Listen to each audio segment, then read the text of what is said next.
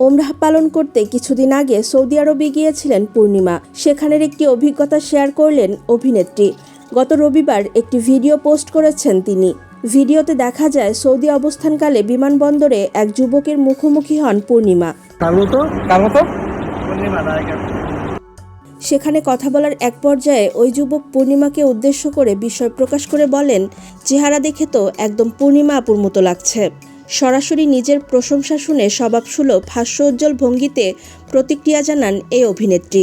মজার ছলে পূর্ণিমা বলেন, আমাকেও সবাই বলে আমার চেহারা নাকি দেখতে পূর্ণিমার মতো লাগে।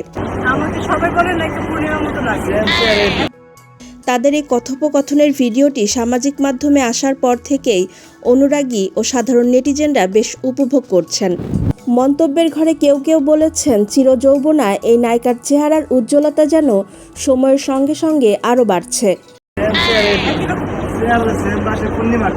ইবাদতের উদ্দেশ্যে সৌদি আরবে গিয়েছিলেন পূর্ণিমা।